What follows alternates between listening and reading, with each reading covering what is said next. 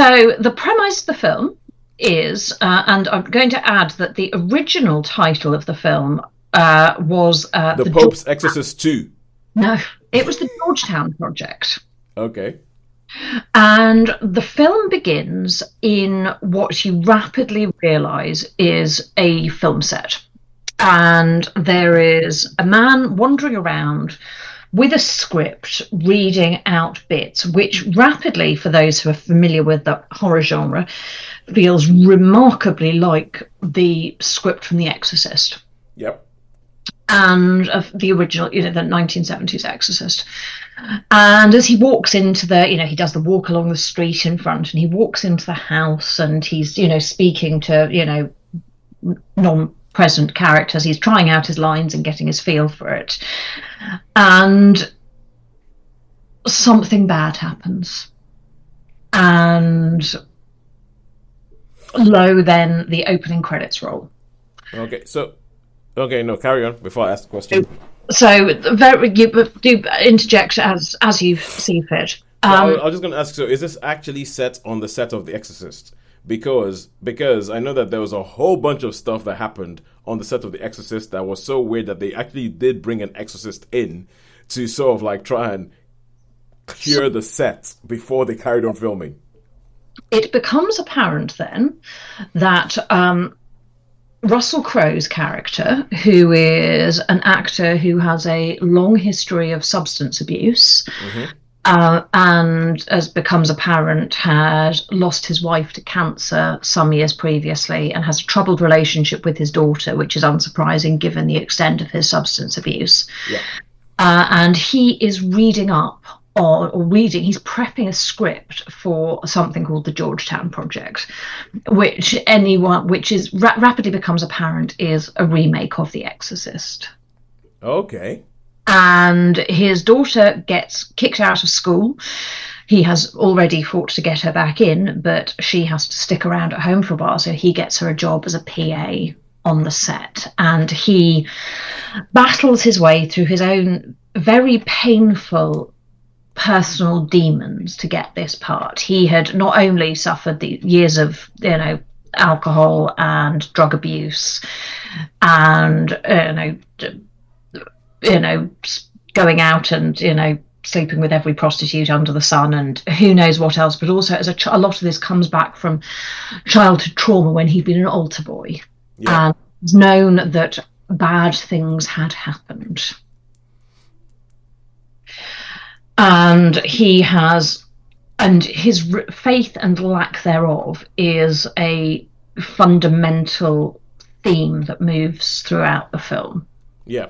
And how he feels about this. And he arrives on the set to begin filming, and with his daughter in tow, who must be about 16 or 17, and meets on the set a priest who has been brought in as a spiritual advisor / coach on the Mystic.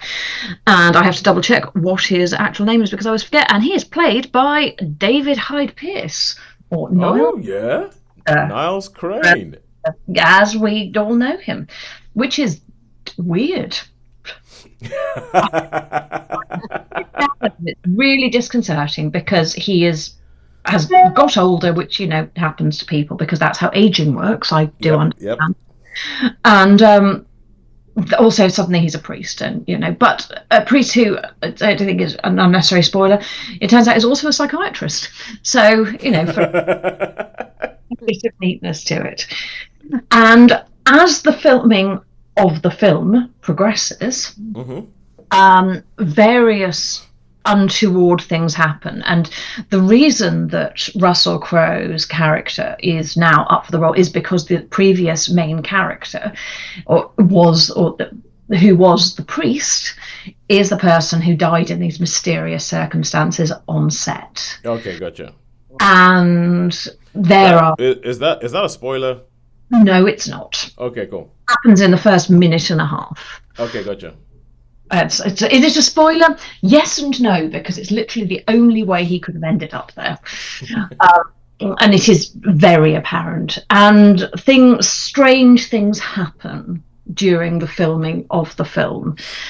And as I say, he has Russell Crowe's character Anthony Miller has his own demons of the absolutely worldly kind. Okay. He is battling with, with addiction, with based upon the medication you hear he's taking. There's clearly psychiatric conditions in there. He's on various pills, or meant to be on various. Okay. Okay. And so you have these complicated relationships between him and his daughter, Yeah. and his So the film go. yeah, I was gonna say so that's premise. Horror, So horror, horror, horror, horror. What did you think of it? it is an incredibly it does a really good job of being jumpy. Okay. Very jumpy. There are not consistently throughout, but there are moments where there were 2 points where I did half hide behind my hands because you could feel the jump coming, but I wasn't quite ready to look to see what the jump was going to be. Yeah. It does that really well. I found it slightly dragged.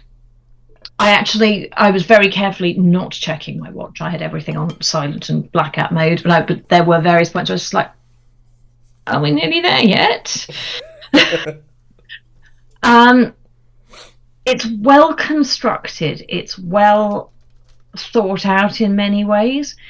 It's quite odd, and I say that not in a bad way because I like odd. Mm-hmm. I will It's watch it again because I will go and see it in the cinema with Steph. but even with the presence of Dr. Kermode, you are going to have to give it a 3. It's a 3. Yep, not blown away. Just wasn't blown away, and I had really hoped that I would be. Interestingly, the magic of the internet informs me that this was actually filmed before The Pope's Exorcist. This was technically the first of Russell Crowe's ventures into weird exorcism films. And he was like, "Oh no, I love that so much, but that hasn't been released yet. You know what? I'm gonna go play the Pope's Exorcist." Yeah. But it had good twists. It had good jumps. It was well thought out. It just didn't quite. It didn't, sweep me off. Things I would love it, right? I would love it if it turned out that Russell Crowe now goes into a stage where he just decides Liam Neeson had his geriaction phase, which he's probably still in. This is my Catholic priest phase. I'm gonna do Catholic. I'm gonna do exorcisms as Catholic priests. Liam Neeson hasn't moved into normal films again yet. So no. So yeah, maybe we've got a 10-year cycle coming, 15 cycle of Russell Crowe just being priests or acting as priests or being around demons, and it's kind of boring. It's going to be quite boring. Did you say?